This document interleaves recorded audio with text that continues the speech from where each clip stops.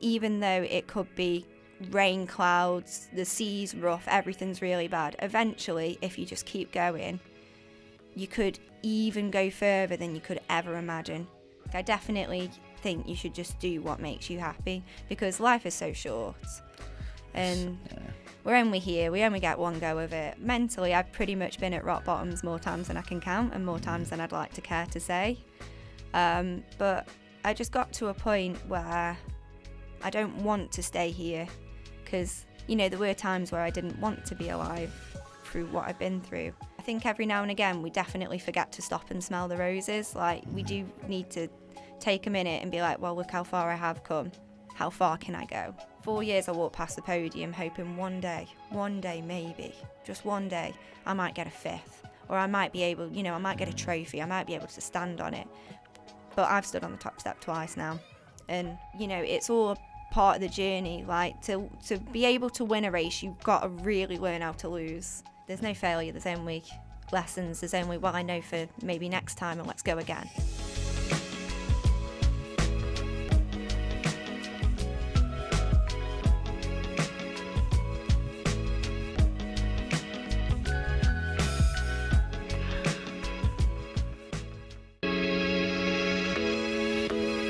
I'm on a mission to help the world to see success differently. Through sharing the stories of our guests, I hope to inspire those that listen. This is the Different Hats podcast, produced by H2 Productions. I hope you can join us on this journey.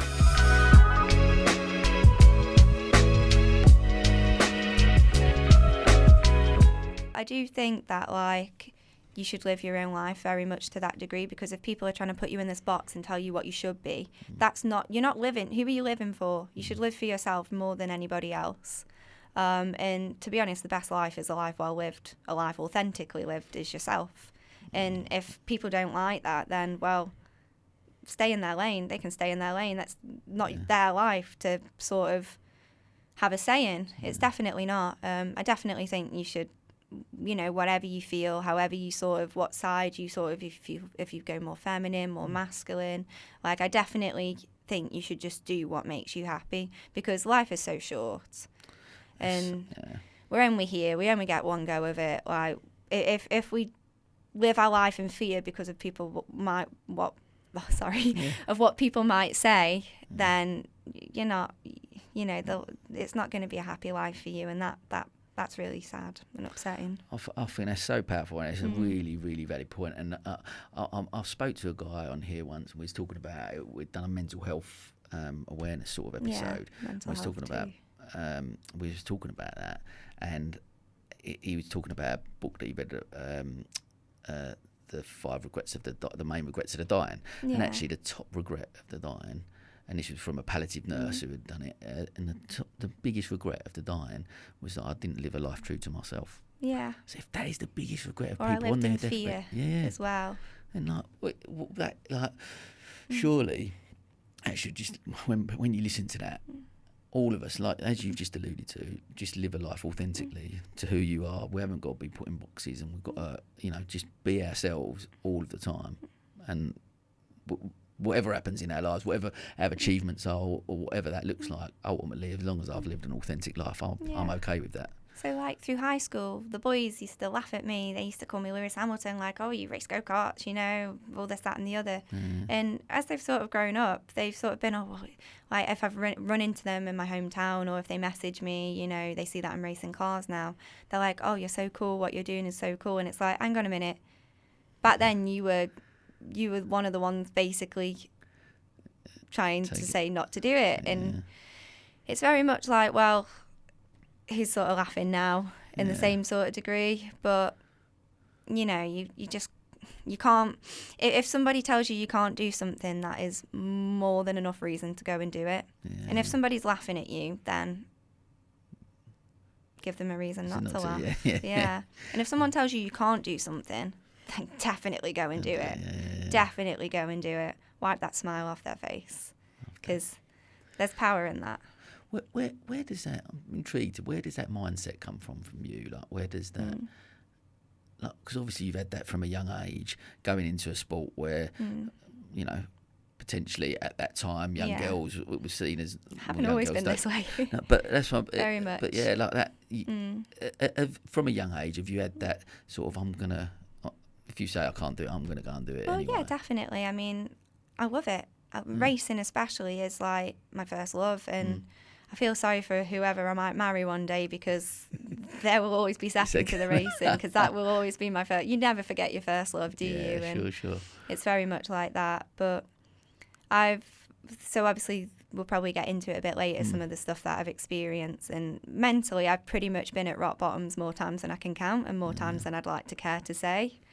But I just got to a point where I'd gotten that low that the only way was possibly up, and it's very much like I don't want to stay here, because there were times where I didn't want to be alive through what I've been through, and something just flipped in me sort of one day where I was like, well, if I'm going to make a go of it and I'm going to stay, you've got to go for it. You've got to put everything into it. Like, so, eventually it will stop, and it's just surprising. So like a lot of the time it was very much just one more day, just do one more day, just do one more day. And that turns into sort of do one more week, do one more month, try another year, keep going.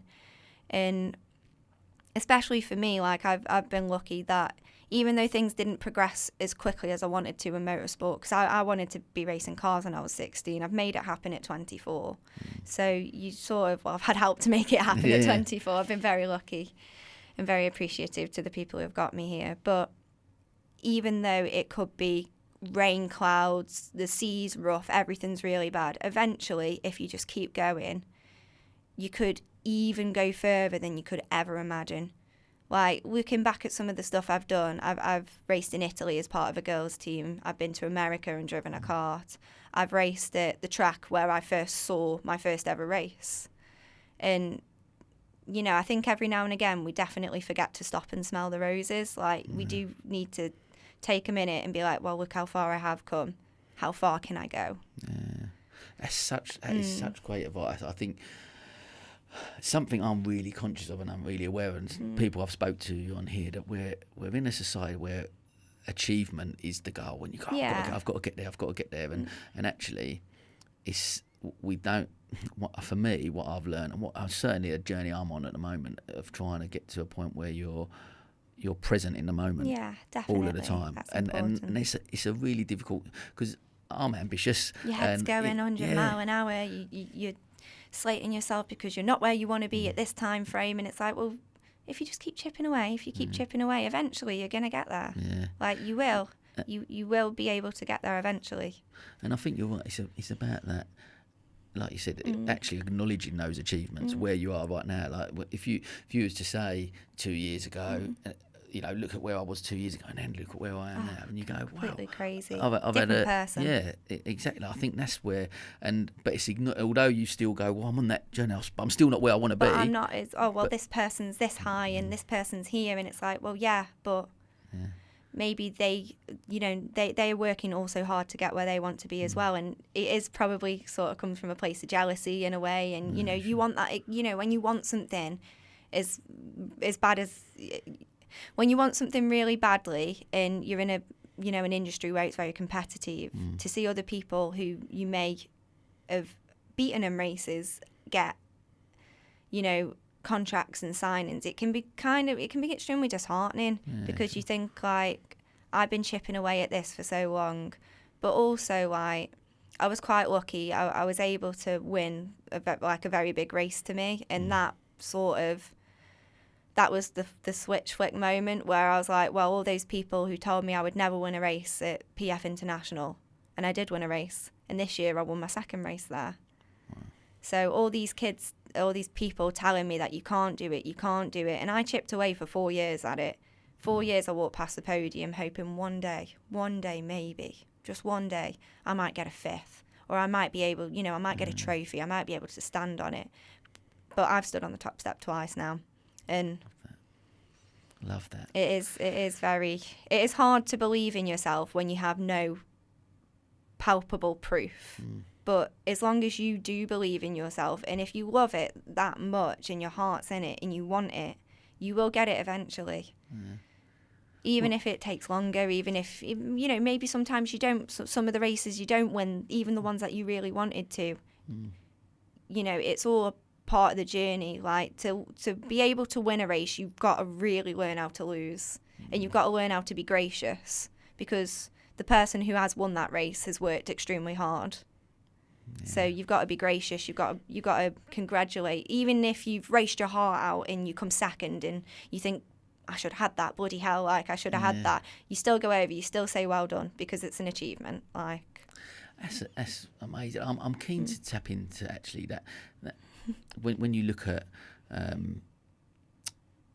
failure, I guess you look at actually in racing, how many times you said you stood on the top of that podium, but how many races you've had where you haven't.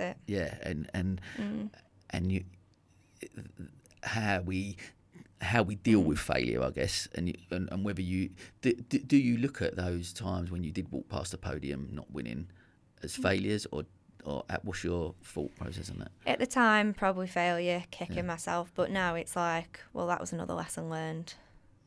You know, there's no failure, there's only lessons, there's only, well, I know for maybe next time and let's go again, like, because that was that outcome when I tried this, so let's go again and maybe try this, you know. Especially in race starts, you can sort of get ready and you can be like, right, okay, everybody's going to bunch to the inside because that's the safest. But sometimes you can hang it around the outside and make up a couple of places.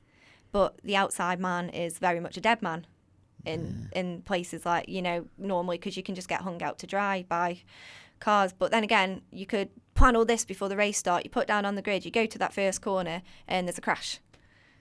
And this happens, or you can't quite get where you want to be. So it's very much like instinct in the moment, but you just got to trust yourself to just keep chipping, keep going, you know, keep trying, keep trying.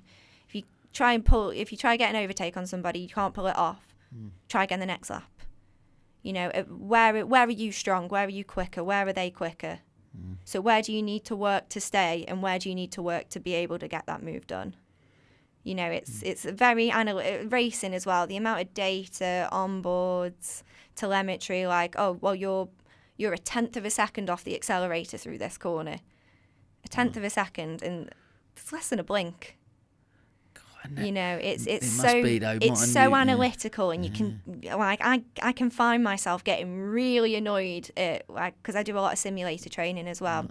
If I can't quite get the lap time, I can sort of spit my dummy out and then, you know, sort of like go off in a huff, and then the next day I'll come back to it, I'll go again.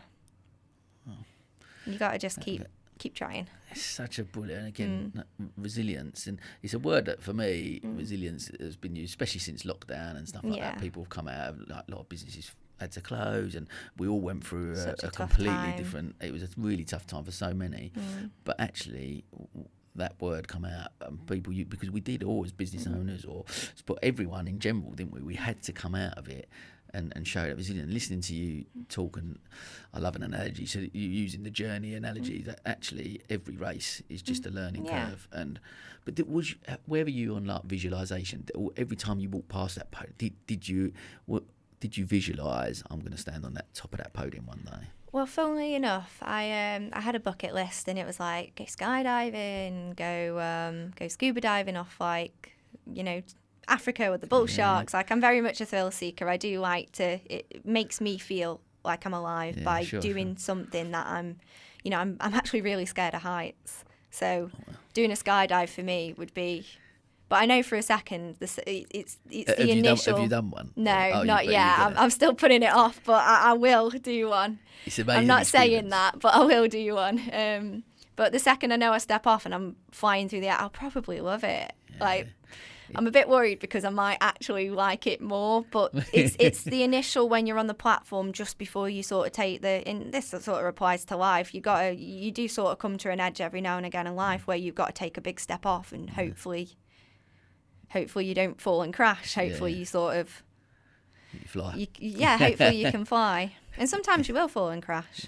But it's the lesson. Sometimes you will fly.